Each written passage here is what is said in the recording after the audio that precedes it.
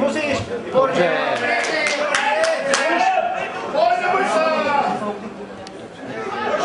Silaj, dobrá!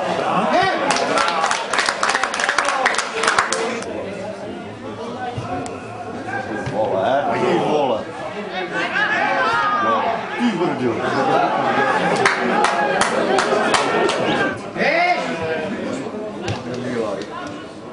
Co ty jdeš, že právě to, ne?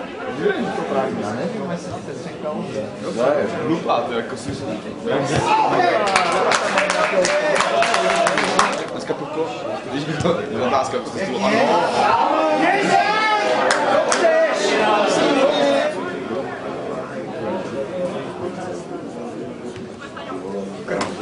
Šestiměsíční do toho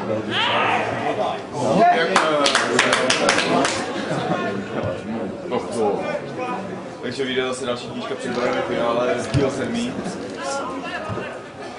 A dneska jako...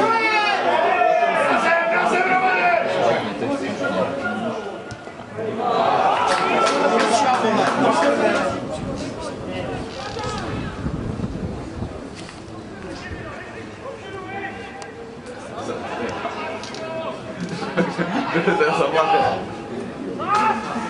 Za mladé?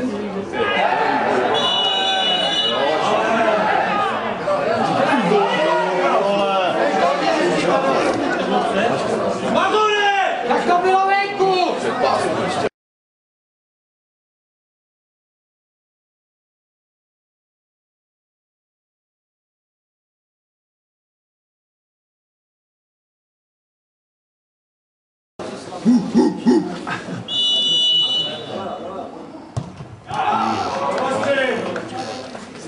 Jediné, co mě dneska potěší asi.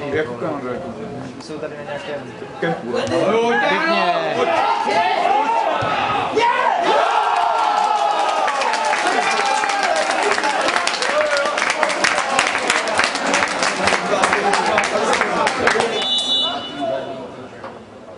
Ježišmarja, to ještě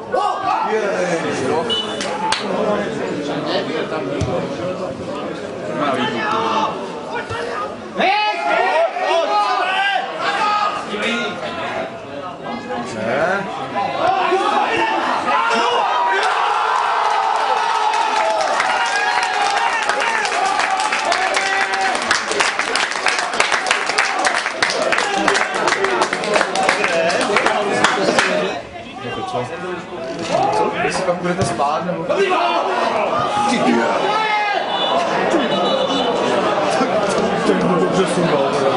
Ale někdy to jenom tak polechtávalo trochu.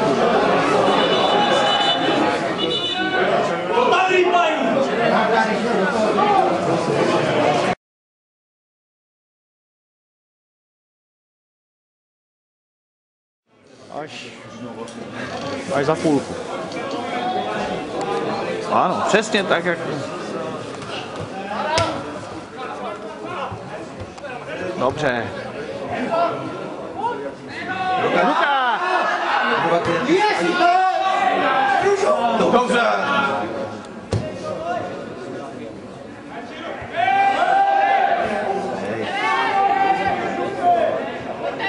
Dobře.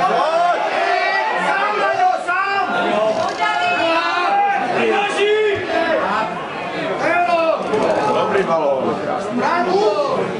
Tady teď musí vstát.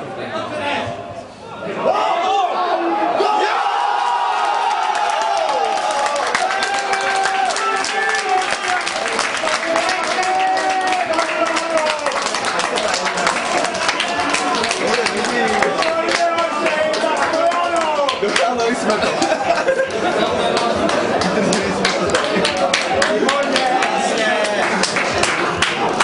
Dobré. A teď? Teď!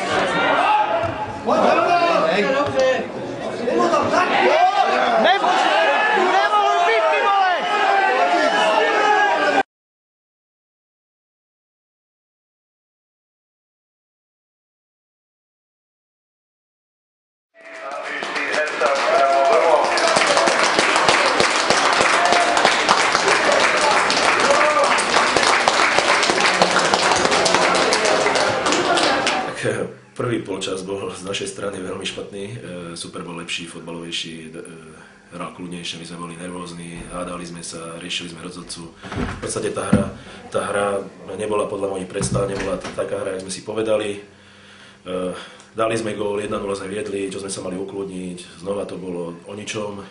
Čo sa týka druhý polčas, tak dať za druhý polčas 3 góle a ešte mať ďalšie 3-4 gólovky, tak ja si myslím, že tak sme mohli hrať aj prvý polčas.